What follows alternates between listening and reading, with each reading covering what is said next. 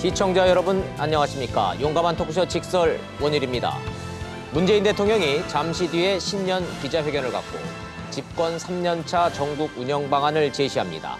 집권 후 세 번째 기자회견입니다.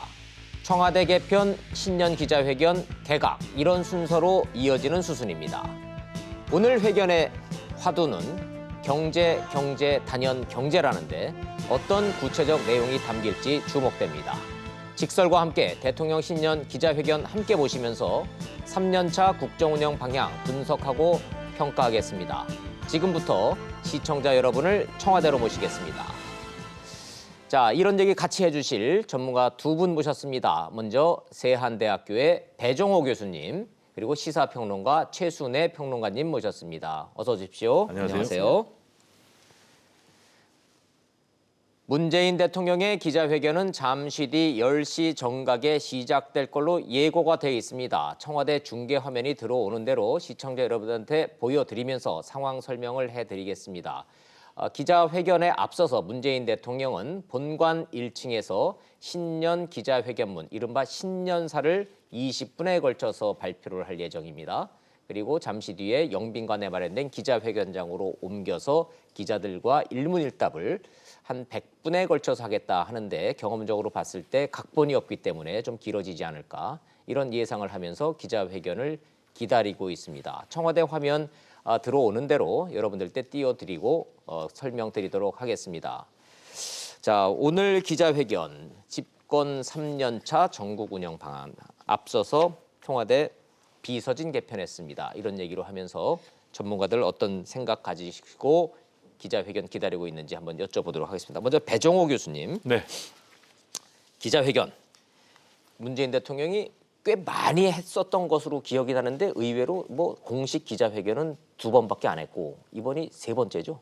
그렇습니다. 신년 기자회견은 이번까지 이제 2번째거든요. 왜냐하면 해를 맞이한 게 2번이니까. 당연히 2번이죠. 그건. 그렇습니다. 그리고 취임 기자회견에서 이렇게 3번 했습니다. 취임 기자회견이라 하시면은 취임 취임한- 100일 했던 그렇습니다. 작년 8월에 했던 그렇습니다. 거, 예, 기억납니다. 네, 예. 그렇게 해서 총 3번을 했고요. 예, 3번째 하는 거고. 그렇죠. 세 네네. 번째 이제 오늘 하는 거니까요. 오늘 예. 하면 3번을 하는 건데 문재인 대통령은 아무래도 대국민 소통 이미지가 굉장히 강하지 않습니까? 네. 그래서 모든 권위주의적인 걸 탈피하고 등산하면서 국민들과 셀카도 찍고 예. 그래서 굉장히 소통하는 그런 이미지가 강한 대통령인데 말씀하신 대로 3번밖에 안 했기 때문에 좀 의외다 이렇게 생각하는 부분이 있어요. 만나긴 많이 만났어요. 국민들과 직접 소통도 많이 하고 뭐 이래저래 기자들하고 비공식적으로 만나서 메시지를 전달하고 이런 분위기는 많았는데 따지고 봤더니 공식 기자회견은 생각보다 많지 않았더라. 그렇습니다. 네. 근데 기자회견은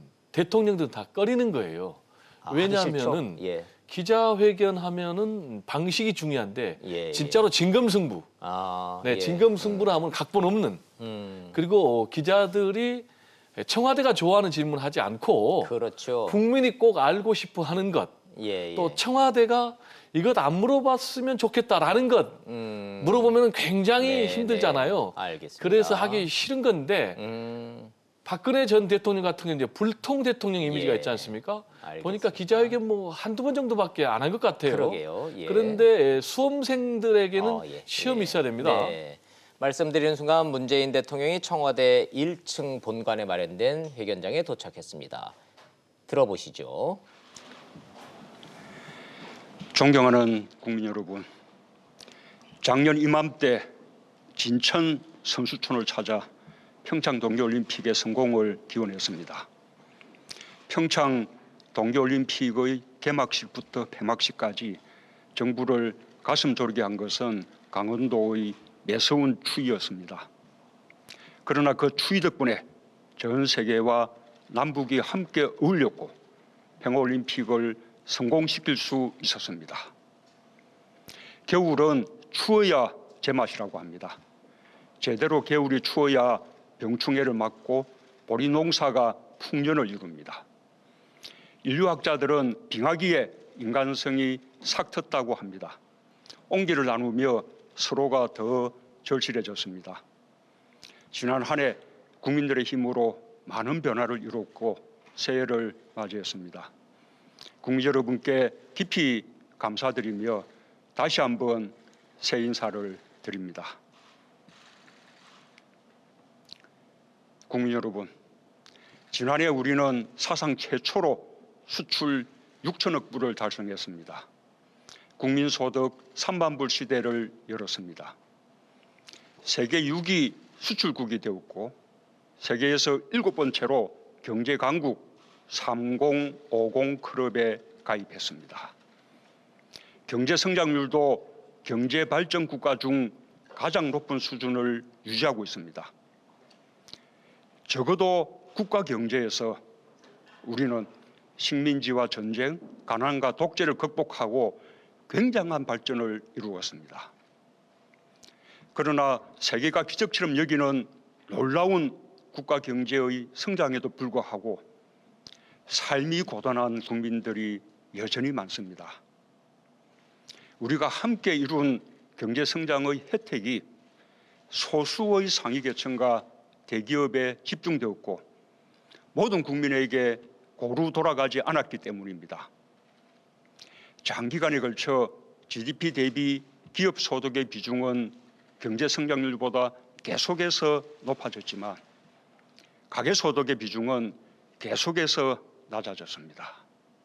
이미 오래전에 낙수 효과는 끝났습니다. 수출의 증가가 고용의 증가로 이어지지 않은 지도 오래되었습니다. 어느덧 우리는 부의 양극화와 경제적 불평등이 세계에서 가장 극심한 나라가 되었습니다. 1대 99 사회 또는 성자 독식 경제라고 불리는 경제적 불평등은 비단 우리만의 문제는 아닙니다. 전 세계가 직면한 공통의 과제입니다. 그리고 세계는 드디어 그 문제를 해결하지 않고서는 성장의 지속이 불가능하다는 사실을 인식하게 되었습니다. 그래서 OECD, IMF 같은 국제기구와 주요 국가들은 포용적 성장을 그 해법으로 제시하고 있습니다. 우리 정부가 추진하고 있는 사람 중심 경제와 혁신적 포용 국가가 바로 그것입니다. 공정하게 경쟁하는 공정 경제를 기반으로 혁신 성장과 소득 주도 성장을 통해 성장을 지속시키면서 함께 잘 사는 경제를 만드는 것입니다. 미래의 희망을 만들면서 개천에서 용이 나오는 사회를 만들자는 것입니다. 이러한 정책을 통해 지난해 전반적인 가계 실질 소득을 늘리고 의료, 보육, 통신 등의 필수 생계비를 줄일 수 있었습니다. 또한 혁신 성장과 공정 경제에서도 많은 성과가 있었습니다. 그러나 무엇보다 고용 지표가 양적인 면에서 기대에 미치지 못했습니다. 자영업자들이 어려움을 호소하고 있습니다. 전통 주력 제조업의 부진도 계속되고 있습니다. 분배의 개선도 체감되고 있지 않습니다. 자동화와 무인화, 온라인 소비 등 달라진 산업 구조와 소비 행태가 가져온 일자리의 변화에 제대로 대응하지 못했습니다. 미래에 대한 두려움이 커지고 정부의 경제정책에 대한 신뢰도 낮아졌습니다. 정부는 이러한 경제 상황을 매우 엄중하게 보고 있습니다. 그러나 우리가 지금 겪고 있는 이 어려움이야말로 사람 중심 경제의 필요성을 더욱 강하게 말해주고 있다는 것을 강조하고 싶습니다. 경제정책의 변화는 분명 두려운 일입니다. 시간이 걸리고 논란이 있을 수 있습니다. 그러나 반드시 가야 할 길입니다. 부족한 부분을 충분히 보완하면서 반드시 혁신적 포용국가를 이루어내겠습니다. 국민 여러분, 올해는 국민의 삶 속에서 정부의 경제정책이 옳은 방향이라는 것을 확실히 체감하도록 하는 것이 목표입니다. 그러려면 성과를 보여야 합니다. 중소기업, 대기업이 함께 성장하고 소상공, 자영업이 국민과 함께 성장하고 지역의 특성에 맞게 성장하는 한 해가 될 것입니다. 성장을 지속시키기 위해 필요한 것이 혁신입니다. 추격형 경제를 선도형 경제로 바꾸고 새로운 가치를 창조하여 새로운 시장을 이끄는 경제는 바로 혁신에서 나옵니다. 혁신으로 기존 산업을 부흥시키고 새로운 성장 동력이 될 신산업을 육성할 것입니다. 정부는 그동안 혁신 성장을 위한 전략 분야를 선정하고 혁신 창업을 위한 생태계를 조성했습니다. 작년 사상 최대인 3조 4천억 원의 벤처 투자가 이루어졌고 신설 법인 수도 역대 최고인 10만 개를 넘어섰습니다. 전기차, 수소차 보급을 늘리며 미래 성장 동력을 위한 기반도 다졌습니다. 전기차는 2017년까지 누적 2만 5천 대였지만 지난해에만 3만 2천 대가 새로 보급되었습니다. 수소차는 177대에서 889대로 크게 증가했습니다. 정부는 2022년까지 전기차 43만 대, 수소차 6만 7천 대를 보급할 계획입니다. 수소버스도 2,000대 보급됩니다. 경유차 감축과 미세먼지 개선에도 큰 도움이 될 것입니다. 올해부터 전략적 혁신 산업에 대한 투자도 본격화됩니다. 데이터, 인공지능, 수소 경제의 3대 기반 경제에 총 1조 5천억 원의 예산을 지원할 것입니다. 스마트 공장, 스마트 시티, 자율차, 드론 등 혁신 성장을 위한 8대 선도 사업에도 총 3조 6천억 원의 예산이 투입됩니다. 정부의 연구개발 예산도 사상 최초로 20조 원을 넘었습니다. 원천 기술에서부터 상용 기술에 이르기까지 과학기술이 혁신과 접목되어 새로운 가치를 만들 것입니다. 자동차, 조선, 석유화학 같은 전통 주력 제조업에도 혁신의 옷을 입히겠습니다. 작년에 발표한 제조업 혁신 전략도 본격 추진합니다. 스마트 공장은 2014년까지 300여 개에 불과했지만 올해 4천 개를 포함해 2022년까지 3만 개로 대폭 확대할 것입니다. 스마트 산단도 올해 2곳부터 시작해서 22년까지 총 10곳으로 확대해 나가겠습니다. 규제 혁신은 기업의 투자를 늘리고 새로운 산업과 서비스의 발굴을 위해 반드시 필요합니다. 이미 인터넷 전문은행 특례법 개정으로 정보통신기업 등의 인터넷 전문은행 진출이 용이해졌습니다. 금융혁신지원특별법 제정은 다양한 혁신적 금융 서비스를 만드는 기반이 될 것입니다. 한국형 규제 샌드박스의 시행은 신기술, 신제품의 빠른 시장성 점검과 출시를 도울 것입니다. 기업의 대규모 투자 사업이 조기에 추진될 수 있도록 범정부 차원에서 지원하겠습니다. 특히 신성장 산업의 투자를 적극 지원하겠습니다. 지역의 성장판이 열려야 국가 경제의 활력이 돌아옵니다. 지역 주력 산업의 구조조정 등으로 경제에 어려움을 겪고 있는 지역에 14개의 지역 활력 프로젝트를 추진하겠습니다. 국가 균형 발전을 위해 꼭 필요한 공공인프라 사업은 엄격한 선정 기준을 세우고 지자체와 협의하여 예비 타당성 조사를 면제하고 조기 착공하도록 하겠습니다. 동네에 들어서는 도서관, 체육관 등 생활 밀착형 SOC는 8조 6천억 원의 예산을 투입하여 지역의 삶을 빠르게 개선하겠습니다. 전국 170여 곳의 구도심 지역은 도시재생 유질 사업을 통해 새롭게 태어날 것입니다. 농촌의 스마트팜, 어촌의 유질 사업으로 농촌과 어촌의 생활 환경도 대폭 개선될 것입니다. 국민 여러분, 1997년의 외환위기는 우리 사회에 깊은 상처를 남겼습니다. 사회 안전망 없이 갑자기 어느 날 맞은 경제위기는 공동체의 불안으로 덮쳐왔습니다. 우리는 온 국민이 합심하여 위기를 극복하고 다시 경제를 성장시켰지만 고용 불안과 양극화가 커져가는 것을 막지 못했습니다. 함께 잘 살아야 지속 가능한 성장이 가능하다는 것은 단순한 수사가 아닙니다.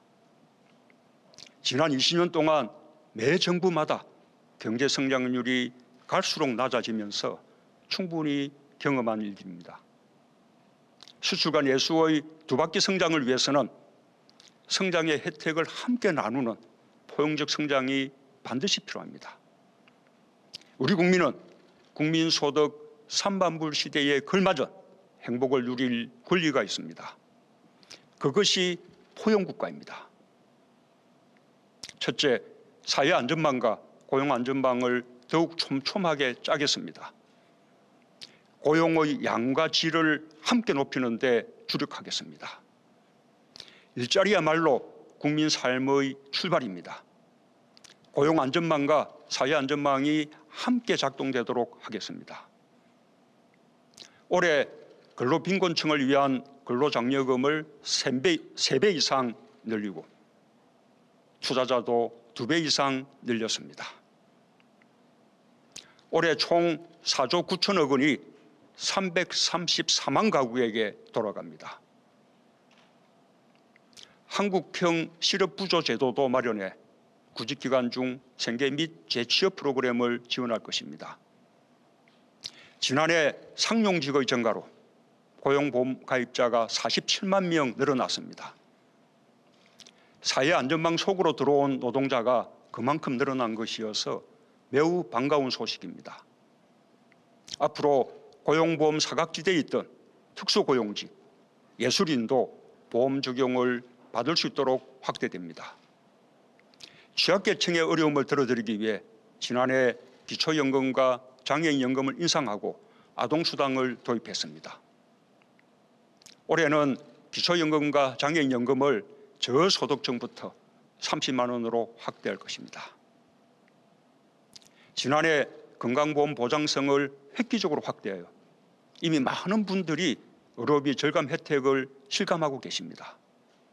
올해는 신장 초음파, 머리, 복부, MRI 등에도 건강보험이 적용됩니다.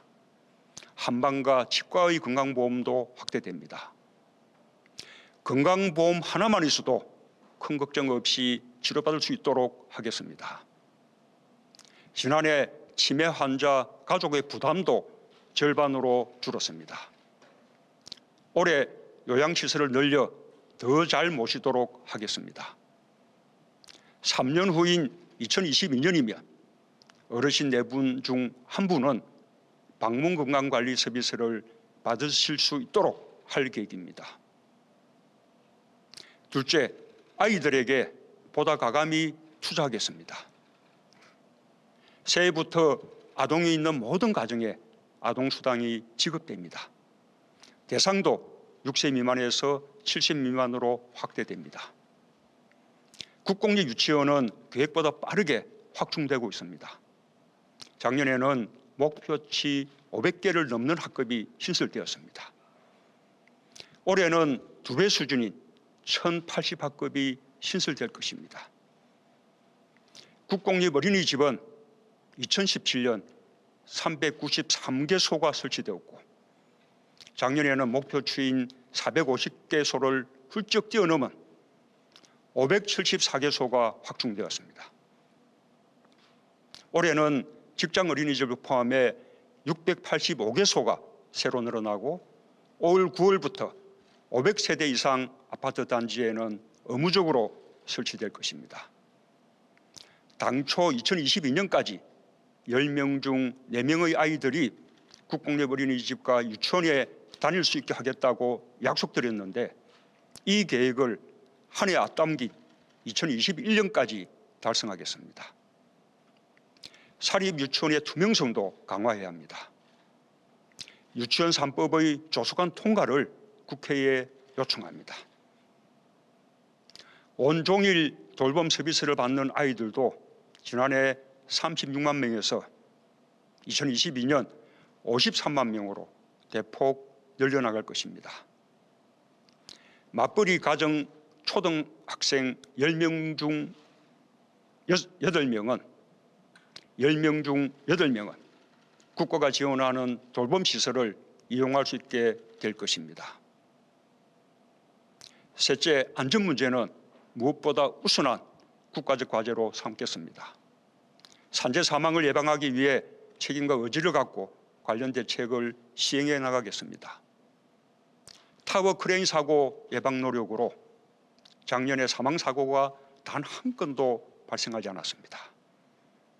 2022년까지 산재 사망자 수를 절반으로 줄이겠습니다.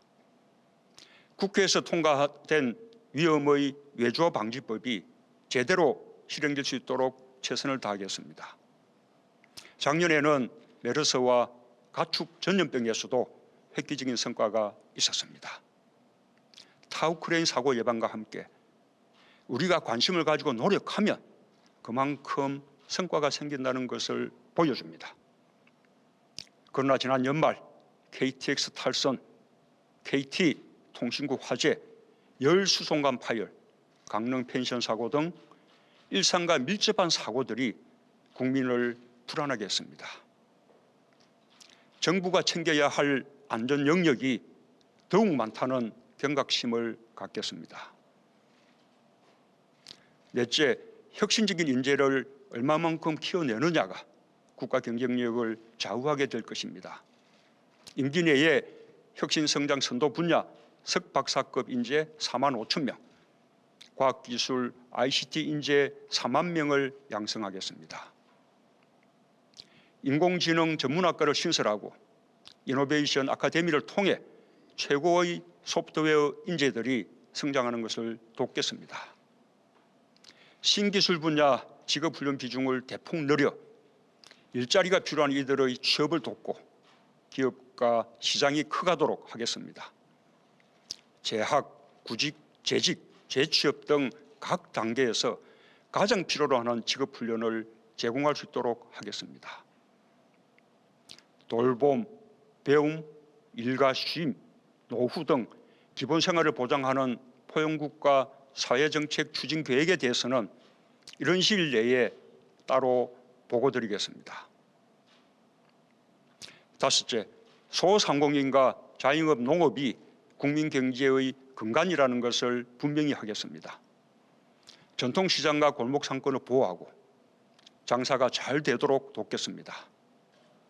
최저임금 인상으로 어려움을 겪는 소상공인, 자영업자 대책을 강화하겠습니다. 작년 수확기 산지 쌀값이 80kg 한 가마당 19만 3천 원으로 여러 해 만에 크게 올랐습니다. 농가 소득에 도움이 되었을 것입니다. 올해는 공익형 직불제 개편 추진에 역점을 두고 스마트 농정도 농민 중심으로 시행하겠습니다.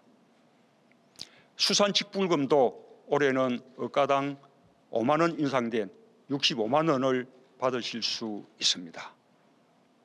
도서민의 여객선 차량 운임 지원이 대폭 확대되고 생활 필수품 운송비도 6월부터 국비로 지원할 계획입니다. 여섯째, 우리 문화의 자부심을 가지고 그 성취를 국민 누구나 누릴 수 있도록 하겠습니다. 우리 문화가 미래 산업으로 이어지도록 하겠습니다. 방탄소년단을 비롯한 K-팝, 드라마 등 한류 문화에 세계인들이 열광하고 있습니다. 우리 문화의 저력입니다. 제2의 방탄소년단, 제3의 한류가 가능하도록 공정하게 경쟁하고 창작자가 대우받는 환경을 조성하겠습니다. 올해는 1조 원을 투자하여 문화분야 생활 SOC를 조성합니다. 저소득층 통합문화이용권 지원금도 인상됩니다. 장애인 체육시설 30개소를 건립하고 저소득층 장애인 5천 명에게 스포츠 강좌 이용권을 지급할 것입니다.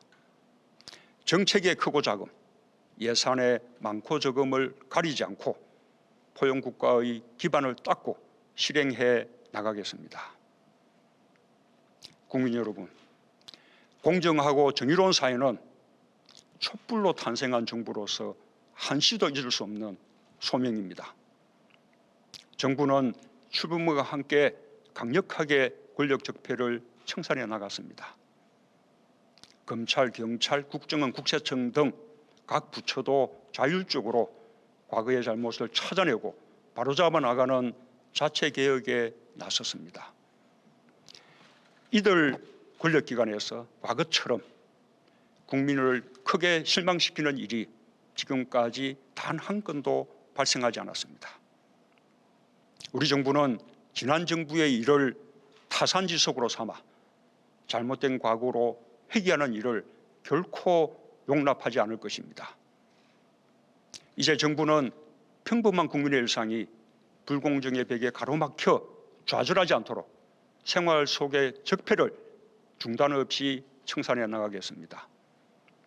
유치원 비리, 채용 비리, 갑질 문화와 탈세 등 반칙과 부정을 건절하는 개혁을 속도감 있게 추진하겠습니다. 국민이 우리 사회의 변화를 체감할 때까지 불공정과 타협 없이 싸우겠습니다. 권력기관 개혁도 이제 제도화로 마무리 짓고자 합니다. 정권의 선의에만 맡기지 않도록 공수처법, 국정원법, 검경수사권 조정 등 입법을 위한 국회의 협조를 당부드립니다. 지난 여야정 국정상설협의체에서 불공정을 시정하고 공정경제의 제도적 틀을 마련하기로 하고 상법 등 관련 법안의 개정을 위해 노력하기로 약속한 바 있습니다. 공정경제 법안의 조속한 입법을 위해 여야정 국정상설협의체를 더욱 활성화하도록 노력하겠습니다. 존경하는 국민 여러분, 지난 1년 국민들께서 평화의 길을 열었습니다. 우리는 한반도 문제의 주역이 되었습니다. 힘의 논리를 이겨내고 우리 스스로 우리의 운명을 주도했습니다. 우리가 노력하면 평화를 가져올 수 있다는 것을 눈앞에서 경험하고 확인했습니다. 한반도 평화의 길은 지금 이 순간에도 진행되고 있고 올해 더욱 속도를 낼 것입니다. 화살머리 고지의 지뢰 제거 작업 중 13분 전사자의 유해가 발견된 것이 매우 반갑습니다. 우리는 유해와 함께 전쟁터에 묻혔던 화해의 마음도 발굴해냈습니다. 4월부터 유해 발굴 작업에 들어가면 훨씬 많은 유해를 발굴하여 국가의 도리를 할 수 있게 될 것입니다. 머지않은 시기에 개최될 2차 북미 정상회담과 김정은 위원장의 서울 답방은 한반도 평화를 확고히 다질 수 있는 또 하나의 전환점이 될 것입니다. 한반도 비핵화에 대한 약속이 지켜지고 평화가 완전히 제도화될 때까지 긴장을 늦추지 않겠습니다. 평화가 곧 경제입니다.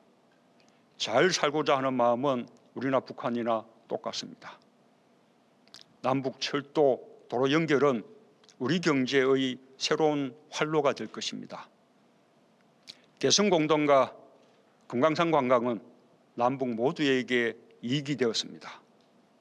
북한의 조건 없고 대가 없는 재개 의지를 매우 환영합니다. 이로써 개성공단과 금강산 관광 재개를 위해 북한과 사이에 풀어야 할 과제는 해결된 셈입니다. 남은 과제인 국제 제재 문제의 조속한 해결을 위해 미국을 비롯한 국제사회와 협력해 나가겠습니다. 한반도 평화가 북방으로 남방으로 확장되고 있습니다. 신북방 정책을 통해 동북아 경제, 안보 공동체를 향해 나아가겠습니다. 신남방 정책을 통해 무역의 다변화를 이루고 영내 국가들과 사람 중심의 평화와 번영의 공동체를 만들어 가겠습니다. 올해는 3.1 독립운동 임시정부 수립 100년이 되는 해입니다. 지난 100년 우리는 식민지와 독재에서 벗어나 국민주권의 독립된 민주공화국을 이루었고 이제 평화롭고 부강한 나라와 분단의 극복을 꿈꾸고 있습니다. 우리는 지금 그 실현의 마지막 고비를 넘고 있습니다. 이제 머지않아 한반도의 항구적 평화와 함께 잘 사는 혁신적 포용 국가가 우리 앞에 도달할 것입니다. 김구 선생은 1947년 나의 소원에서 이렇게 말했습니다. 오직 한없이 가지고 싶은 것은 높은 문화의 힘이다. 문화의 힘은 우리 자신을 행복하게 하고 나아가서 남에게 행복을 주겠기 때문이다. 대한민국 새로운 100년은 우리에게 새로운 마음, 새로운 문화를 요구합니다. 우리가 촛불을 통해 가장 평화로운 방법으로 민주주의를 지켜내고 가장 성숙한 모습으로 서로에게 행복을 주었다. 양보하고 타협하고 합의하며 함께 잘 살아야 한다는 문화가 꽃피기를 희망합니다. 공동의 목표를 잃지 않고 우리는 여기까지 왔습니다. 우리는 추위 속에서 많은 것을 이루었습니다. 평화도, 혁신성장도, 포용국가도 우리는 이뤄낼 것입니다. 감사합니다.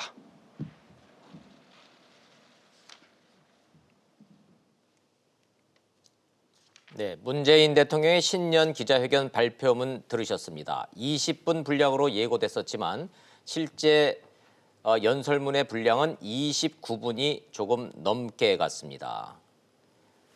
문재인 대통령이 이동하는 시간이 걸렸을 때 청와대는 이런 영상물을 준비해서 미리 보내고 있습니다. 여러분은 지금 청와대에서 나오고 있는 라이브 영상, 생중계 영상을 보고 계십니다. 잊어버려. 자, 최순애 시사평론가님 나와 계십니다. 뭐 얘기 좀 들으면서 이 배경으로 이 얘기 좀 들으면서 좀 말씀을 좀 해주시죠. 문재인 대통령 신년사 발표한 장소는 청와대 본관이죠? 네, 집무실 1층으로. 거기 가보셨죠, 청와대 본관에? 1층까지만 가봤습니다. 1층까지만. 네. 그 2층은 집무실이니까 네, 예, 뭐, 저희도 예, 예. 가본 적까지 쉽지가 않죠. 예. 이런 영상을 또 이제 준비를 했군요, 청와대에서는. 그럼 기자들은 지금 어디서 기다리고 있습니까? 지금 영빈관에서 저 집무실 옆에 예. 청와대를 정면으로 바라본 왼쪽이 영빈관이거든요. 그렇죠. 거기서 이렇게 한 200~300명이 예. 지금 이거를 시청하면서 곧 있을 기자회견을 준비하고 있는 걸로 지금 알려져 있죠. 청와대 출입 기자들 200명 정도가 신년 네. 기자회견을 할 기자들이나 시청자 여러분들이나 지금 대통령의 신년 연설문 자체는 방송 화면을 통해서 봤다 이렇게 봐도 되겠군요. 그렇죠. 예. 거리가 어느 정도 되는 걸로 기억을 하십니까? 본관에서 영빈관까지는 뭐 걸어서 뭐 한 2~3분 거리였던 걸로 예, 기억이 뭐 나는데 천천히 걸으면 뭐 5분 정도 소요될 수 있고요. 예. 뭐 5분 정도면 충분히 갈 수 있죠. 차 타고 갈 거리는 아니지 않습니까? 그렇죠? 예, 보통 이제 기자들이나 보통 이제 스태프들은 예. 이제 걸어갈 수는 있는데 혹시 대통령은 예. 뭐 혹시 모르지만 차 타고 갈 수도 있지만 왜냐하면 예. 또 이게 기자들이 준비하고 있고 대기하고 있기 때문에 1분이라도 시간을 또 정확히 맞춰야 네네. 되는 또 그런 또 의존이 있지 않겠어요? 프로토콜상? 그러니까 뭐 차 타고 갈 수도 있을 거예요. 제 경험적으로는 본관에서 영빈관 이동할 때 항상 차를 타고 움직였어요. 왜냐하면 옆으로 누가 세거나 보안 문제 때문에 네, 거리는 네. 가깝고 빤히 보여도 걸어가는 걸 허용을 안 했었죠. 네. 예. 자, 문재인 대통령이 현재 걸어서 본관에서 영빈관으로 가고 계시는지 차를 타고 이동하는지는 확인되지 않고 있습니다. 소요 시간은 3분 반 정도로 예상이 되는데 그 사이에 청와대는 현재 시청자 여러분들이 보시는 이 준비된 영상물을 틀고 있습니다. 배정호 교수님, 네. 방송용어로 이럴 때 저희가 이제 뭐가 뜬다 그래서 이게 중간에 행사와 행사 사이에 공백 기간이 생겼을 때 네. 문재인 정부는 국민소통수석실에서 이런 영상물 틀고 이런 걸 참 선호해요. 네, 상당히 이제 준비를 잘한 것 같고요. 잘 만들죠, 저런 영상물 네, 만드는 거. 홍보를 굉장히 중요하게 문재인 대통령이 생각하고 있고 한번 최근에도 들어보시죠. 뭐라고 그런 영상. 아픈 마음에 대해서 우리 사회가 얼마나 이제 따뜻하게 이렇게 마음을 보여주는지 그런 이제 반성이 듭니다.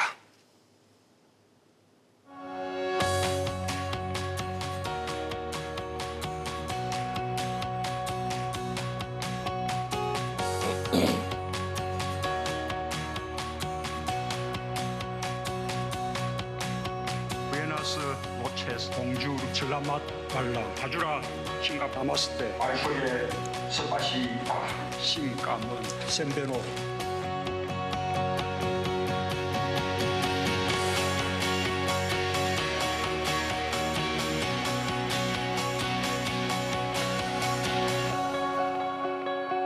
우리는 5,000년을 함께 살고 70년을 헤어져 살았습니다.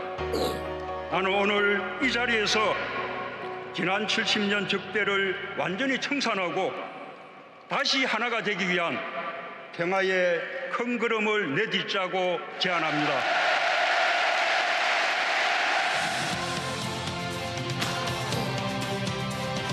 국민의 삶이 고르게 나아지고 불평등을 넘어 함께 잘 사는 사회로 가는 첫 해로 만들어 보겠습니다. 국민께 더 희망을 드리는 나라, 국민 여러분께 힘이 되는 정부가 되겠습니다. 우리의 오늘이 행복할 수 있도록 해내겠습니다. 우리는 할 수 있고 반드시 해낼 것입니다.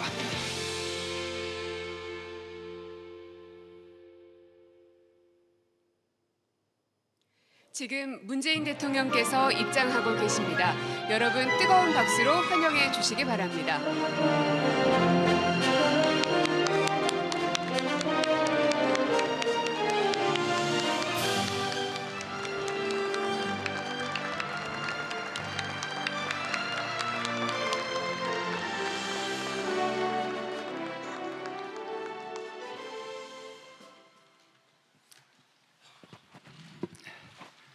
예, 아까 기자회견문은 먼저 발표하고 왔으니 뭐 바로 시작할까요? 작년처럼 이렇게 사전에 정해두지 않고 제가 직접 질문하실 기자님을 이제 지목을 할 텐데 그렇게 하기 위해서는 그냥 제가 진행하는 것이 나을 것 같습니다. 대체로 한 80분 정도 예정을 하고 있는데요. 보통 이제 분야는 뭐 정치, 경제, 외교 이런 식으로 보통 흘러가는 건데 이번에는 마침 김정은 위원장의 방중이 있었기 때문에 외교, 안보 분야부터 먼저 시작해서 또 국민들께서 가장 관심이 높으신 경제 분야로 그리고 마지막으로 정치, 사회, 문화 이렇게 했으면 하고요. 분야별로 한 30분, 30분, 20분 대체로 이렇게 하면 좋지 않을까 싶습니다. 제가 지목을 할 텐데 그러다 보면 제가 기자님들 잘 몰라서 매체 분야별로 좀 편중될 수도 있을 것 같습니다. 그러거나 또는 특정 주제에 너무 많은 시간이 또 이렇게 흘러가거나 할 경우는 우리 보도 진행을 맡은 우리 고민정 부대변인이 좀 개입을 해서 환기를 좀 시켜주기 바랍니다. 우선 첫 질문자는 제가 마음속으로 결정을 해왔습니다.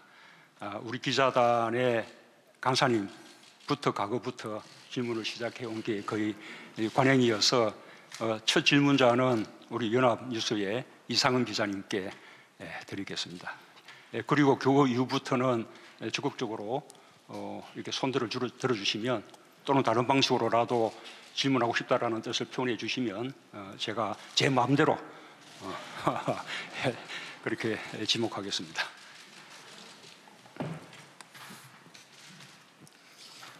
예, 연합뉴스 이상은 기자입니다. 첫 질문 기회 주셔서 감사합니다. 대통령님 올해 새해 복 많이 받으시고요. 그리고 어려운 경제 때문에 힘들어하시는 국민 모두가 희망을 안을 수 있는 한 해가 되었으면 좋겠습니다. 남북 관계, 비핵화, 경제 문제 등 구체적인 현안은 다른 기자들이 많이 할 것 같아서 저는 포괄적인 질문 먼저 드리겠습니다. 오늘은 대통령께서 취임하신 지 꼭 만 20개월 되는 날입니다. 대통령 임기 60개월 중에 3분의 1이 지나는 시점이고요. 그래서 지난 20개월 동안 대통령께서 가장 큰 성과로 꼽으시는 게 무엇인지, 그리고 가장 힘들었고 아쉬웠던 점은 무엇인지, 그 아쉬웠던 점을 앞으로 남은 40개월 임기 동안 어떻게 풀어나가실지 설명 부탁드리겠습니다.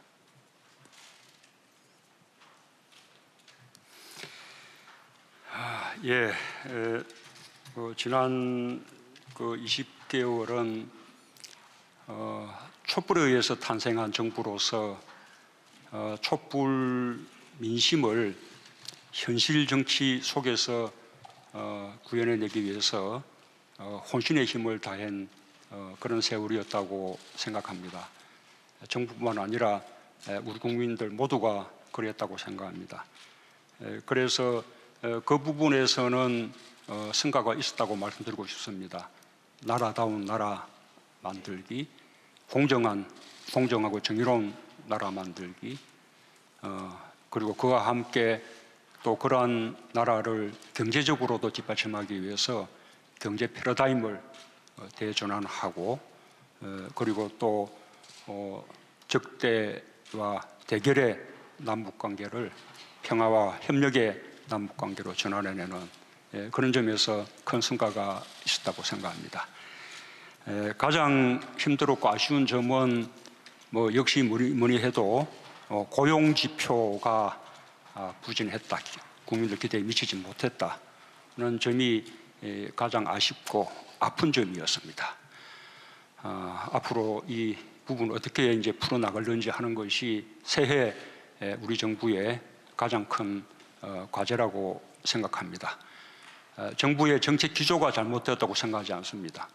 그러나 정부의 정책 기조는 그대로 유지해 가면서도 보완할 점들을 충분히 보완해서 이제는 고용 지표에 있어서도 작년하고는 다른 훨씬 더 늘어난 모습, 그래서 고용의 양과 질을 함께 이렇게 높이는 그런 한 해로 만들겠습니다.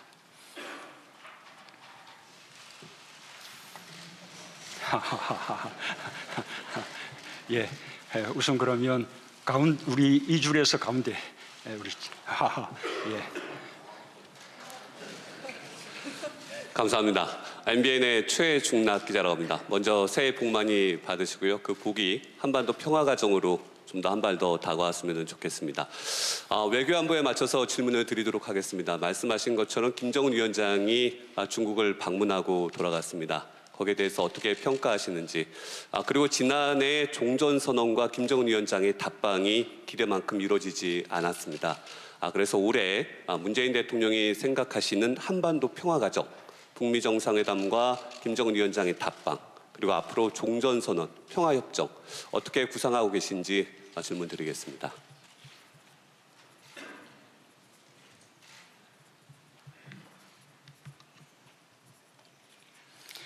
예, 김정은 위원장의 방중은 그냥 한마디로 말하자면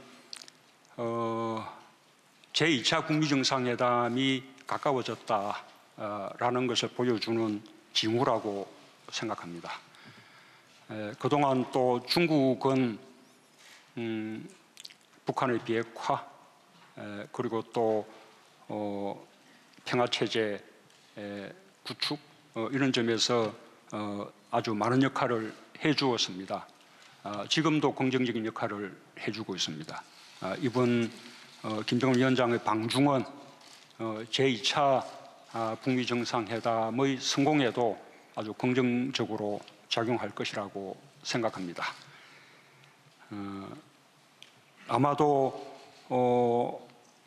이제 이쯤 되면 정말 멀지 않아서 제2차 북미 정상회담을 위한 북미 간의 고위급 협상의 소식을 듣게 되지 않을까 그렇게 기대합니다. 김정은 위원장의 그 답방은 북한 지도자가 우리 서울을 방문하는 것이 사상 처음 있는 일이기 때문에 그 자체로서 남북 관계에 있어서 대단히 중요한 정말 대전환의 계기가 되리라고 생각합니다. 그리고 또 김정은 위원장이 직접 약속하고 발표했던 일인 만큼 저는 반드시 실현될 것이라고 믿습니다. 그러나 또 제2차 북미 정상회담하고 연동되는 것이기 때문에 제2차 북미 정상회담이 먼저 이루어지고 나면 그 이후에 김정은 위원장의 답방은 좀 더 순조롭게 추진될 수 있지 않을까 생각합니다. 한편으로 북한은 우리하고 체제가 다르기 때문에 정말 사상 최초로 최고 지도자가 우리 남쪽 서울을 답방하는 것에 대해서 내부적으로 많은 고심이 있을 것이라고 생각합니다. 우리는 그 고심도 좀 헤아려 가야 하고 그래서 북한 답방에 대해서 이렇게 재촉하지 않았습니다만 그러나 제2차 북미 정상회담이 열리면 남북 관계의 선순환을 위해서 또 어떤 형태로든 또 남북 정상이 마주 앉아서 제2차 북미 정상회담의 결과를 공유하면서 그에 따른 남북 관계의 발전을 또 협의해 나갈 필요가 있다고 보고 있습니다. 그리고 평화체제 구축과 그다음에 또 종전선언 부분은 결국은 싱가포르 회담에서 합의한 북한의 비핵화 조치에 상응하는 그런 미국의 조치에 해당한다고 생각합니다. 그 부분에서 그동안 북미 간에 서로 먼저 해야 된다라는 서로 입장의 차이가 있었는데 그런 부분들이 제2차 북미 정상회담을 통해서 해소될 것으로 기대합니다. 자, 이쪽에 맨 끝에. 예.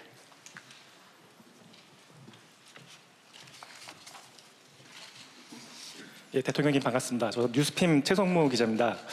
지금 말씀하신 대로 2차 북미 정상회담의 핵심은 이제 국제사회의 대북 제재를 어떻게 할지로 보입니다. 지금 대통령께서 조속한 해결을 위해서 국제사회와 협력을 하시겠다고 하셨는데 이 대북 제재의 해결을 위해 어떤 순서로 북한과 미국이 조치를 해야 한다고 생각하시는지 좀 궁금하고요.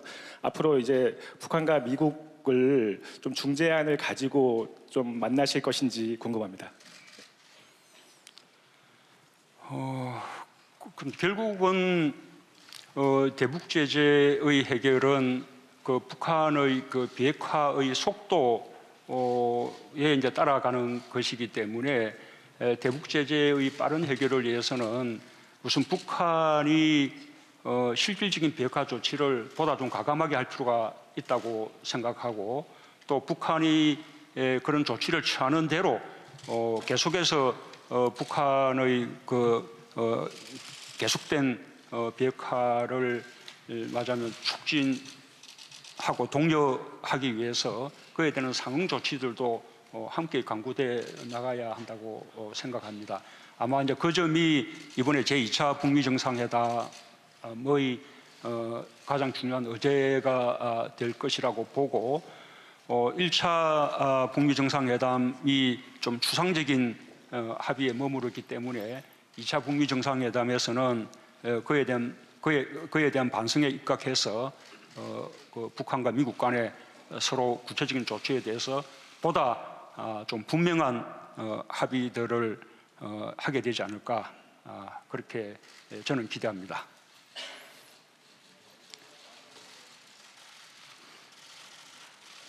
이제 이쪽에서 한번 하실까요?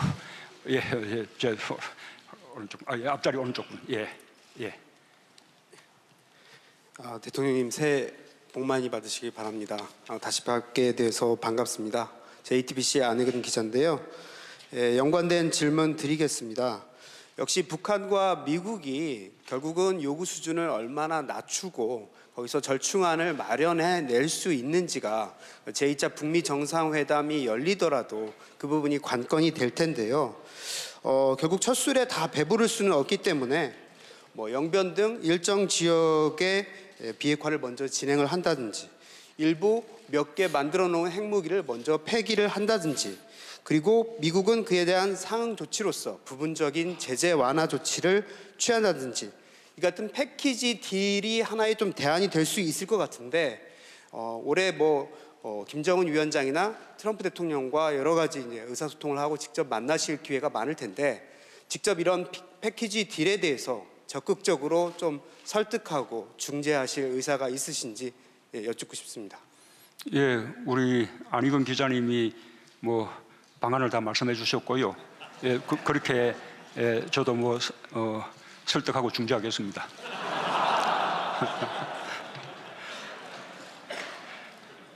혹시 추가로 더 하실 말씀이?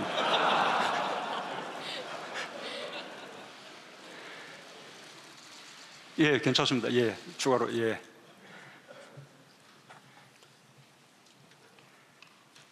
네, 역시 관건은 결국은 얼마나 북한과 미국이 서로 양보를 할 수 있는 타협안을 만드는 것이고 사실 지난해에도 우리 정부가 그런 노력은 많이 한 것으로 알고 있습니다. 그런 부분에 대해서 직접적으로 진짜 설득을 할 수 있는 어떤 보관 같은 게 있으신지 다 공개를 하기는 어렵지만 일정 부분이라도 좀 말씀해 주실 수 있는 부분인지 추가로 여쭙고 싶습니다. 저는 양쪽이 다 알고 있다고 생각합니다. 북한은 결국 국제 제재의 해제를 위해서는 보다 분명한 비핵화 조치가 필요하다는 것을 알고 있고, 그 다음에 나는 미국 측에서도 또 북한의 비핵화 조치를 독려할 수 있는 뭔가 상응 조치들이 필요하다는 인식을 함께 갖고 있다고 생각합니다. 그러나 오랜 세월 동안의 불신이 쌓여 있기 때문에 서로 이제 상대를 믿지 못해서 이 상대가 먼저 해야 한다라고 요구하고 있는 것이죠. 그 간극 때문에 1차 북미 정상회담 이후 2차 북미 정상회담이 지금까지 이렇게 미뤄지게 된 것이라고 생각하고요. 그렇게 늦어진 기간 동안 방금 그런 양쪽 입장의 차이에 대한 접점들이 이제 상당히 만들어지지 않았을까 그렇게 생각을 합니다. 만약에 제2차 북미 정상회담이 머지않은 시간 내에 이루어진다면 그 점에 대한 뭔가 의견 접근이 있었을 것이다 라고 우리가 보다 조금 더 이렇게 좀 긍정적으로 해석해도 좋지 않을까 생각합니다. 자, 이번에는 그러면 외신으로 옮겨가서 우리 가운데 또 역시 또 앉으신 분. 예.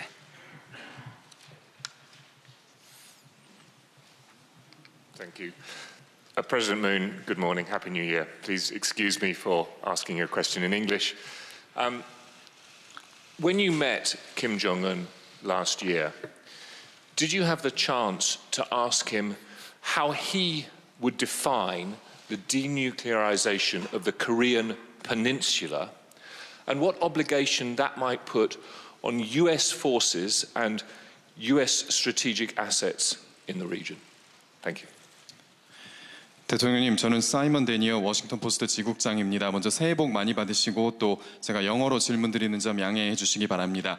작년에 대통령님께서 우리 김정은 위원장을 만나셨을 때 혹시 김정은 위원장이 한반도의 비핵화를 어떻게 정의하고 있는지 질의하실 그런 기회가 있었는지 궁금합니다. 또한 김정은은 그렇다면 이 한반도의 비핵화가 이루어질 경우에 주한 미군이라든지 주한 미군이 보유하고 있는 전략 자산은 또 어떻게 되는 것인지에 대해서도 질의하실 기회가 있었는지 궁금합니다. 지금 우리 이제 미국 사회에서 북한과 오랜 기간 동안 적대와 불신의 시기가 있었고 또 북한과 여러 차례에 걸쳐서 비핵화의 합의가 있었지만 번번이 중간에 그 합의가 파탄났던 그런 경험들을 갖고 있어서 북한에 대한 그 불신이 아주 강하다는 것을 잘 알고 있습니다. 그래서 김정은이 비핵화를 말해도 이 비핵화가 미국이 말하는 CBID 그 비핵화하고는 말하자면 다를 것이다. 라는 고 이제 믿지 못하는 그런 견해 의견들이 많은 것으로 그렇게 알고 있는데 일단 김정은은 나에게나 또는 트럼프 대통령에게나 또는 시진핑 주석 그다음에 그 푸틴 대통령 뭐 이런 김정은 위원장이 직접 만난 각국의 정상 지도자들에게 국제사회가 요구하는 그 비핵화, 완전한 비핵화, 그하고 전혀 차이가 없다라는 점을 분명하게 밝혔습니다.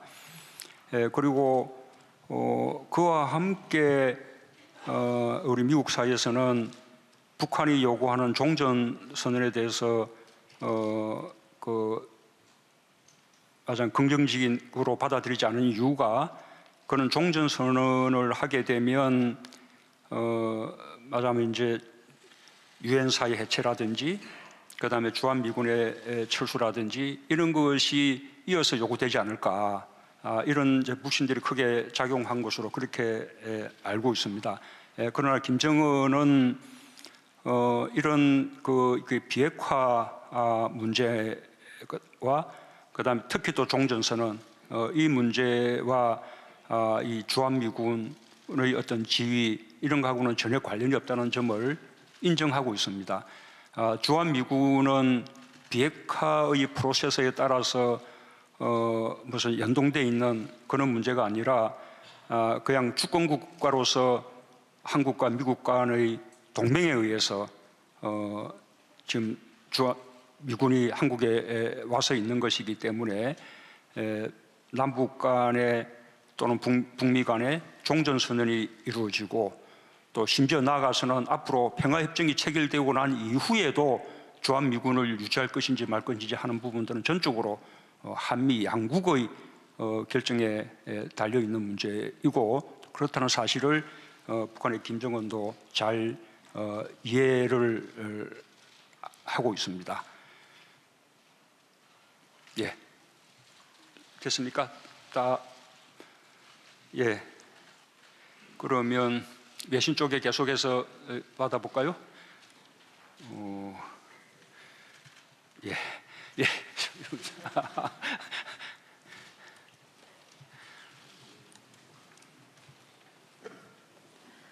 I'm Ma-Fei from People's Daily. Thank you for having me.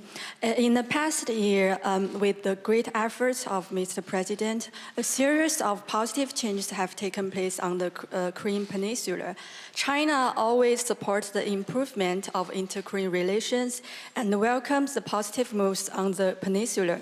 So my question is, how would Mr. President evaluate China's role in promoting the peaceful settlement of the Korean Peninsula issue? Thank you. 안녕하십니까. 저는 마페이 인민일보 지국장입니다. 작년에 우리 문재인 대통령께서 기울여주신 노력 덕분에 한반도에는 여러 가지 긍정적인 변화들이 있었습니다. 그리고 또한 저희 중국은 늘 남북관계 개선 이런 노력들을 지지해 왔고 또한 한반도에서 긍정적인 분위기가 조성되는 데 있는 것을 또한 환영해 왔습니다. 따라서 저는 대통령님께서 한반도의 또 평화를 위한 노력을 기울여가는 가운데 있어서 중국의 역할에 대해 어떻게 평가하시는지 여쭙고 싶습니다.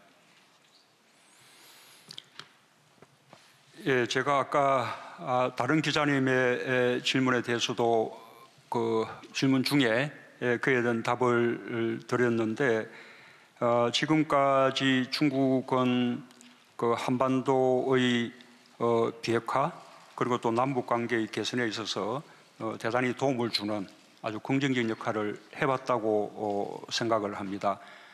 그리고 또 아까 말씀드렸던 대로 이번에 김정은 위원장의 중국 방문은 바로 북미 정상 2차 북미 정상회담이 머지않았다라는 것을 보여주는 징후이기도 하고요. 뭐 그에 대한 준비 행위라고 생각합니다. 그런 과정에서 그 중국은 지속적으로 남북 회담에 대해서도 또 북미 회담에 대해서도 뭐 항상 긍정적인 역할을 해왔는데 이번에 김정은의 방문과 그걸 통해서 또 김정은 위원장과 시진핑 주석 간의 또 회담은 이어질 제2차 북미 정상회담의 성공을 위해서 아주 긍정적인 그런 그 역할을 하게 될 것이라고 그렇게 믿습니다.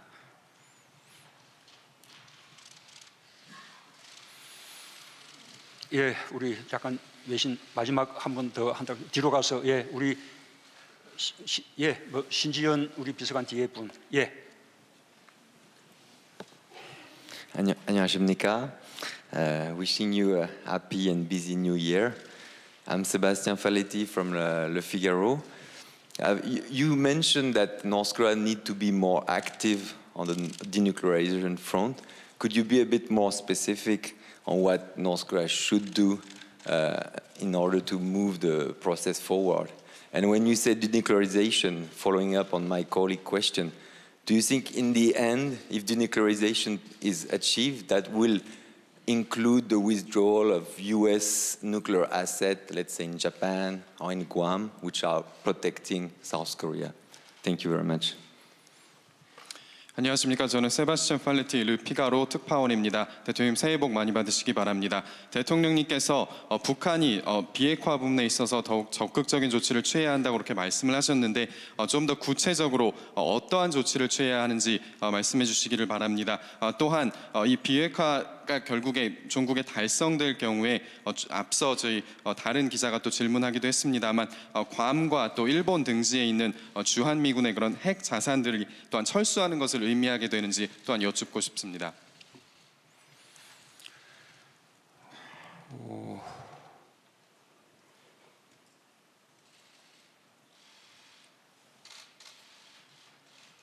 우선 이번 비핵화 과정은 과거에 몇 번 있었다가 실패했던 그 비핵화 과정하고는 좀 접근 방법이 많이 다릅니다.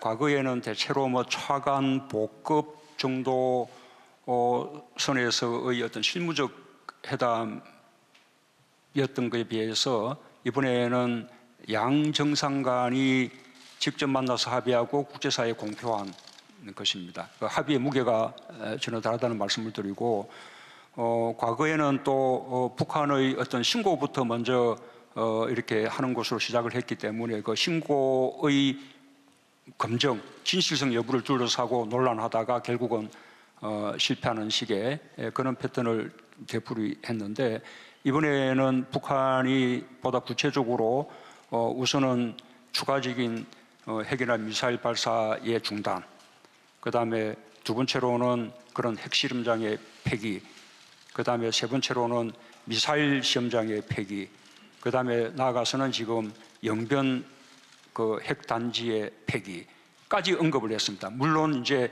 그 가운데 영변 외의 나머지 부분은 뭐 스스로 국적인 참관하여 하겠다고 약속을 했고, 그 다음에 영변의 경우에는 미국의 상응 조치가 있을 경우라는 이제 단서를 이렇게 달았습니다. 이렇게 구체적으로 방금 말씀하신 그런 식의 비핵화 행동들 또는 이 ICBM이나 IRBM 그 미사일의 어떤 폐기라든지 또는 그에 대한 생산 라인의 그 폐기라든지 또는 나아가서는 또 다른 이제 또 뭐 핵단지들의 폐기라든지 그런 걸 통해서 미국의 상응 조치가 이루어지고 그 다음에 그 상응 조치에 따라 신뢰가 깊어지면 그때는 전반적인 신고를 통해서 전체적인 비핵화에 나가고 이런 식의 프로세서들이 가능하다고 생각합니다. 이런 서로 가능한 프로세서를 놓고 북한이 어떤 구체적인 조치를 취해 나가고 그에 대해서 미국은 어떤 상응 조치를 취해나갈 것인지라는 것을 마주 앉아서 서로 이제 담판하는 자리가 제2차 북미 정상회담의 자리가 뭐 되지 않을까 생각하고요. 일단 지금 그 아까 제가 말씀드린 우리 주한미군이라든지 그다음에 또 미국이 괌이나 일본 등에 이렇게 배치하고 있는 여러 가지 이제 전략자산 것은 반드시 이것은 북한하고만 연계되어 있는 것이 아니고 동북아 전체의 뭐 안정과 어떤 그 평화를 위해서 이제 존재하는 것이기 때문에 아마도 그것이 북미 간의 벽화 대화 속에 무슨 상응 조건으로 그렇게 연계될 가능성은 저는 높지 않다 그렇게 보고 있습니다. 그러니까 여기서도 우리 뭐 누군가 뒤에 있는 분도 한번 해볼까요? 예, 예, 우리 두 번째 줄 예. 안녕하세요. KBS 김지성 기자입니다. 김정은 위원장이 올해도 자주 만나자라고 그 서울 답방이 이루어지지 못해서 아쉬웠다라면서 친서를 보냈는데 대통령께서는 어떤 내용을 담아서 답장을 보내셨는지 그리고 김 위원장이 신년사 통해서 다자 협상 카드를 공식적으로 제안을 했는데 그렇다면 이 시점에서 지난해 목표했던 종전선언 평화협정은 어느 시기에 어느 주체와 함께 하실 것으로 구상을 하고 계신 건지 설명 부탁드립니다. 우선은 그 이렇게 남북 간의 그 친서 교환 필요하면 주고받습니다만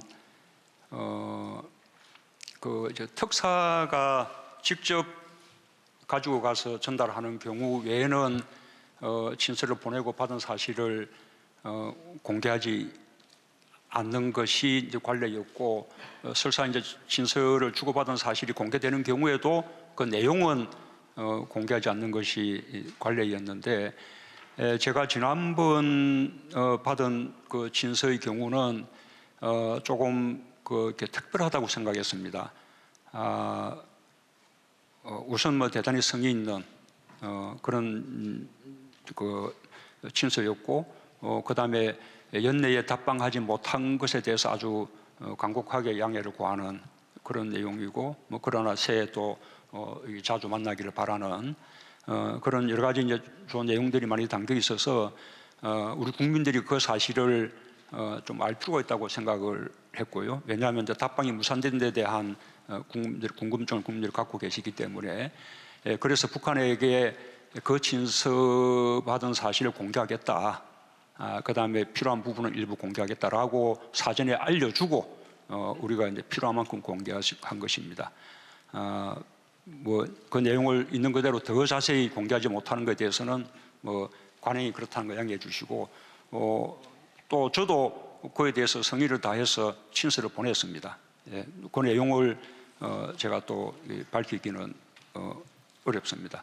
어쨌든 그런 친서들을 통해서 우리 새해에도 남북 정상 간에 보다 더 이렇게 자주 만나게 되고 남북 관계에 있어서도 또 비핵화에 있어서도 더 큰 폭의 더 속도 있는 진전을 이루기를 기대합니다.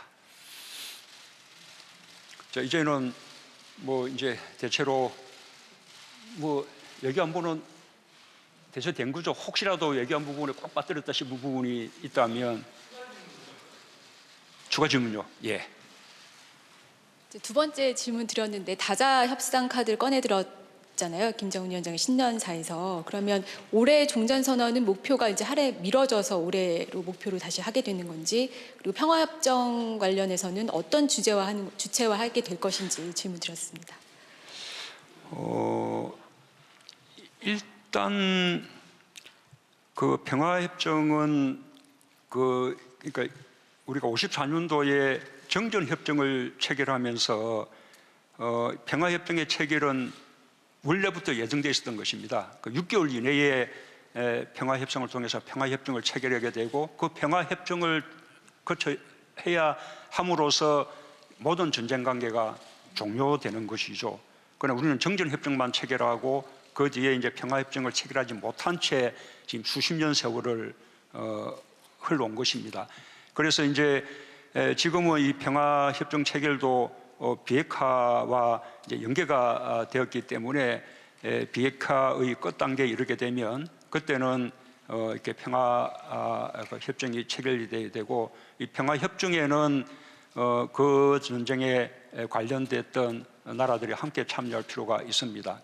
그래서 평화 협정은 당연히 조금 이제 다자적인 그런 구도를 가게 되고, 평화 협정 이후의 어떤 우리가 평화를 담보해내는 일을 위해서도 이 다자적인 어떤 체제들이 필요하다고 봅니다.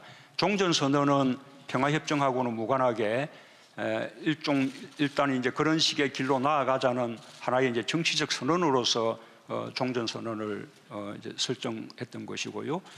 그 종전선언에 따라서 서로 간의 적대관계를 해소하자는 정치적 선언이 이어지면 북한도 보다 비핵화를 속도 있게 할 수 있게 되고, 그러면 또 평화 협상도 빠르게 할 수 있지 않을까, 그렇게 기대해서 제안됐던 것입니다. 그런 식의 프로세스는 앞으로도 계속 시기는 조정됐지만 살아는 있다고 생각합니다.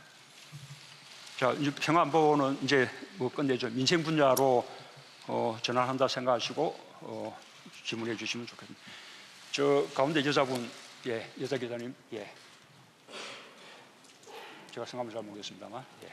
대통령님 반갑습니다. 아시아경제 손선희 기자입니다. 문재인 정부는 일자리 정부를 표방하고 출범을 했습니다. 그렇지만 오히려 역대 정부에 비해서 고용 상황이 나쁘다는 것은 대통령님께서도 잘 알고 계시리라 생각합니다. 가장 의지가 강하셨던 대통령이신데 그 분야에서 어려움을 겪으시니 언급하신 것처럼 경제 정책에 대한 신뢰가 흔들리고 있습니다. 현재 고용 상황이 이렇게 악화된 원인이 어디에 있는지 진단을 듣고 싶습니다. 예, 지금 그 고용 그 지표가 이 나쁜 부분은 참으로 우리로서는 아픈 대목입니다. 우선 뭐 고용이 나쁘니 정부가 할 말이 없게 되었죠. 그러나 그와 함께 많은 또 긍정적인 여러 가지 효과들은 있었습니다. 전반적으로 가계소득이 높아진다거나 또는 이렇게 상용직이 늘어나고, 그래서 고용보험 가입자가 대폭 늘어났다거나 또는 저임금 근로자 비중이 줄어들었다거나 뭐 여러 가지 또 근래에 와서는 이 청년 고용도 아주 개선되는, 그래서 지금 청년 고용률은 거의 뭐 사상 최고일 정도로 이렇게 나아가고 한 부분들은 긍정 지표입니다. 그러나 전체적으로 그 일자리가 기대만큼 늘었지 못했기 때문에 국민들이 체감하는 그런 고용은 여전히 어렵다고 봅니다. 이것을 이제 극복해내는 것이 우리의 이제 과제이죠. 많은 이제 그에 대한 혐의가 최저임금 인상에 있다고 또 급격한 그렇게 많이 생각하는데, 뭐 그 효과도 일부 있었으리라고 생각합니다. 특히 소상공인 자영업자의 경우는 그렇고요. 그런데 근본적으로 우리가 이제 또 못지않게 중시해야 될 것은 오랫동안 이렇게 지속되어 온 현상인데, 우리 이제 제조업들이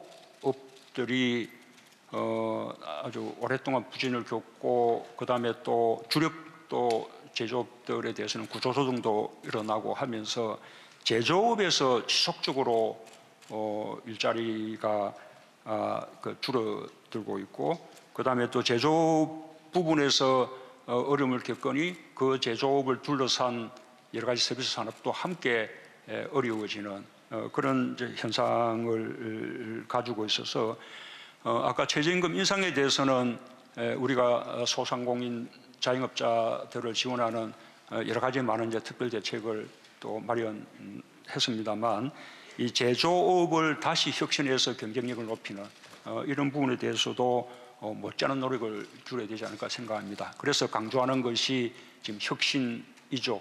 우리 제조업의 스마트화 등 혁신을 통해서 우리 전통 제조업의 경쟁력을 높여 나가고, 그다음에 또 그 벤처 창업 등을 통해서 새로운 성장 동력도 마련해 나가기 위해서 정부가 많은 노력을 기울이려고 합니다. 자, 이쪽에 한번 할까요? 이쪽은 또 우리 맨 앞에 계신.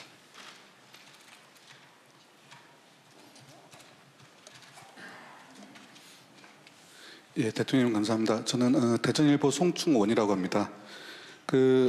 아까 그 모두 발언에서 그 지역 성장판이 열려야 그 국가 경제에 활력이 돌아온다고 말씀하시면서 그 두 가지를 말씀하셨던 것 같습니다. 근데 지방 투어를 통한 뭐 지역 활력 프로젝트하고 예타 면제 두 가지를 말씀하셨는데 그것을 추진하면서 참 그것을 이제 올해 진행하시면서 대통령께서 생각하시는 그 원칙이나 기준이 있다면은 각각에 대한 아니면은 그 비서진이나 관련 부처에 특별히 그걸 추진하면서 당부하신 게 있다면 소개해 주셨으면 좋겠습니다. 그러니까 예를 들어서 그 지방 프로젝트, 지방 투어 같은 경우 지금 14곳 중에서 지금 이미 3곳 다녀오셨고 나머지 11곳이 지금 예정돼 있는데 각각 뭐 지역 특성을 살리면서도 상충되지 않는 그런 것에 대한 기대가 크거든요. 그래서 그 뭐 방문 순서나 아니면은 각 지역을 살릴 수 있는 그런 원칙이 있으신지, 아니면은 예타 같은 경우는 선정 기준에 대해서 물론 부처에서 알아서 하겠지만 특별히 대통령께서 방점을 찍는 그런 예타 면제 어떤 기준이 있으신지 소개 좀 부탁드리겠습니다. 예, 우선은 제가 지역 경제의 그 활력을 위해서요, 지금 이제 지역 그 경제 투어를 하고 있는데 지금까지 전북하고 경북, 경남을 다녀왔습니다. 앞으로 쭉 이제 계속해서 다 다닐 계획인데 특별히 다른 기준이 있지는 않고 다만 이제 그 기회에 그 우리가 지역 활력 사업으로 이렇게 선정하고 구체적인 계획까지 좀 제시를 해야 되는데, 그것은 지역이 주도해서 지금 하는 것은 중앙정부가 지역에 이런 사업을 하라고 이렇게 제시하는 것이 아니라 지역이 스스로 그런 그 주도적으로 계획을 세워나가면 중앙정부가 그 타당성을 보고 지원하는 형식이기 때문에 지역에서 충분히 발표할 만큼 그 계획이 무르익었다고 생각되면 그 지역을 가서 그 내용을 지역민들께 발표하는 방식으로 그렇게 이루어지고 있습니다. 예타 면제는 이 국가 분영 발전을 위해서 지역의 대규모 공공 인프라 사업을 해야 되는데, 아시는 바와 같이 이 서울이나 수도권 지역은 예타가 쉽게 통과되는 반면에 지역의 공공 인프라 사업들은 인구가 적기 때문에 자연히 그 예타를 통과하는데 어려움을 겪습니다. 그래서 이제 그런 부분들을 해소시켜주기 위해서 광고한 방식이 예타 면제인데요. 그러나 그것이 무분별하게 그렇게 될 수는 없습니다. 그래서 이제 엄격한 아주 선정 기준을 세워서 광역별로 한 건 정도의 그 어떤 공공 인프라 사업들은 좀 우선순위를 정해서 그렇게 선정 해야 되지 않을까 생각하고, 지금 지역과 사이에 지역이 가장 필요한 사업이 무엇인지, 그리고 또 그 가운데서 가장 맞아 예타를 우리가 거치지는 않지만 그래도 가장 타당성이 있다고 판단되는 사업이 무엇인지 함께 협의하고 있는 상황입니다. 문재인 대통령 신년 기자회견 문과 함께 연설과 함께 기자들 일문일답까지 듣고 계십니다. 중간 정리 좀 하고 가도록 하겠습니다. 배정호 교수님하고 문재인 대통령이 말하고자 했었던 신년 기자회견 내용의 핵심 내용부터 좀 짚어보도록 하죠. 배 교수님 어떻게 보셨습니까? 가장 귀에 꽂힌 키워드가 있다면 뭘까요? 한마디로 뭐 경제 활성화죠. 경제 활성. 네, 이미 신년사에서도 경제 밝혔고요. 활성화 강조했지 네. 않습니까? 경제라는 말이 25번 들어갔는데 성장이 29번 언급이 됐네요. 네, 이번에 보니까 전체 기자회견문 예. 20분 정도라고 그랬는데 실제로는 뭐 한 30분 정도 했는데 그렇죠. 전체 분량 가운데 한 60에서 70%가 70%가 네, 경제 관련 경제 언급이었고 남북 관련 예. 문제가 한 10% 정도니까 순서 배치만 놓고 보면 남북 관계가 맨 뒤로 빠졌고 그렇습니다. 경제가 맨 위로 배치가 된 걸로 네. 보면 네, 전하고자 완전히- 하는 메시지는 명확했어요. 네, 경제 활성화 또 다른 표현으로 보면 경제 살리기라고 좀 봐야 되겠습니다. 예. 그렇지만 이제 문재인 대통령이 이것과 관련해서 역시 현재 정부의 경제 정책 방향 네. 옳다라고 얘기를 했거든요. 그래서 유연성은 보이겠지만은 네. 정책 기조를 바꾸지 않을 것임을 분명하게 했습니다. 소득 주도 성장이라는 게 강조가 됐나요?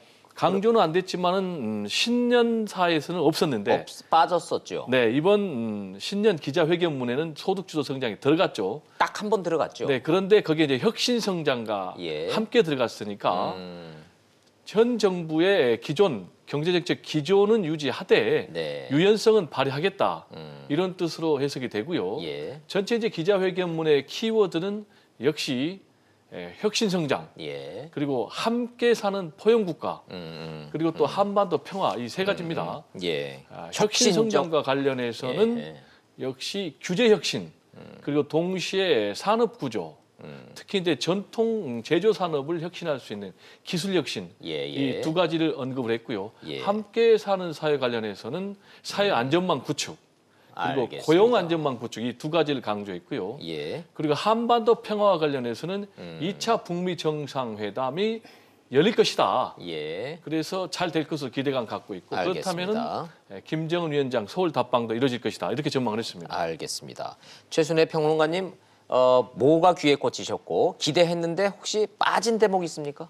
네, 기자회견문에는 이제 경제 관련 내용이 거의 70% 정도 차지했잖아요. 그렇죠. 근데 이제 그거 끝나고 기자들 질의응답에는 네. 외교안보 분야를 먼저 하고 그렇죠. 예, 12분 정도 남겨두고 이제 예. 경제 부문 질의를 받기를 시작했어요. 네.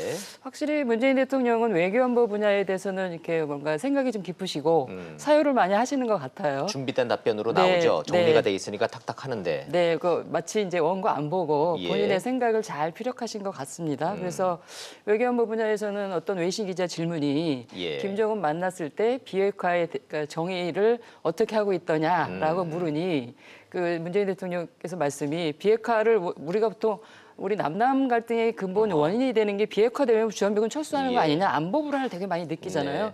근데 이제 김정은은 그거는 아니다. 내가 만나봤다. 내가 네, 만나본 네. 사람이 했는데 다르지 않다. 이렇게 네, 얘기를 하고 그 있어요. 뭐 비핵화를 하더라도 물론 비핵화 절차가 중요하겠지만 과정도 지난하고 막상 그렇게 돼도 주한미군 철수나 우리 안보에 문제가 없다. 네. 뭐 김정은이 그렇게 요구하는 건 아니다. 이런 맥락의 답변은 분명히 하셨어요. 네. 예, 그래서 그 부분은 이제 역시 대통령의 전공에 정리가 잘 됐고. 그렇게 간 것 같고 경제 관련 쪽은 어땠습니까? 경제 관련은 이제 뭐 시간이 좀 촉박한 것 같은데 기자 질문에 약간 국민들이 보시기에 체감이 안 되는 말씀이 좀 있었어요. 청년 고용이 개선됐다든가, 뭐 상용직 근로자가 개선됐다든가. 예. 사실 지금 현재 국민들이 네. 그거를 체감하기에는 좀 되게 공허한 말씀 같이 들리거든요. 예. 이제 그러면서도 최저임금이 일부 그 소상공인들이나 자영업자들의 어떤 그 문제를 줬다. 그래서 임시직, 일용직 근로자들의 그 일자리를 놓치는데 예. 일자리를 잃는데 기여를 한 바는 있다라고 일부 인정을 하셨어요. 최저임금 문제 일부 인정했다 보시는군요. 네, 예. 예, 그러면서 예. 이제 제조업 같은 경우는 구조적인 문제 때문에 우리가 네. 그 구조 혁신을 해야 된다. 그래서 스마트나 벤처 창업 예. 이런 거 많이 이제 구조 혁신을 꾀하겠다. 이런 것까지 이제 경제 분야는 질문이 나왔죠. 알겠습니다. 이 시간 현재도 문재인 대통령의 청와대 기자들과의 일문일답 진행되고 있습니다. 시간이 돼서 또 용감한 토크자 직설은 오늘 이대로 마감을 하고자 합니다. 문재인 대통령이 강조했던 경제 활성화 그리고 남북관계 현재 진행 중에 있는 이런 일문일답 문제들 정리해서 이슈별로 정리해서 오늘 모셨던 패널 여러분들 다시 모시고 차근차근 짚어보는 시간 반드시 갖도록 하겠습니다. 오늘 나와주셔서 고맙습니다. 감사합니다. 감사합니다. 자, 자, 용만 토쇼 직설 마치겠습니다. 문재인 대통령 신년 기자회견으로 오늘은 이렇게 정리하도록 하겠습니다. 시청자 여러분 시청해 주셔서 고맙습니다.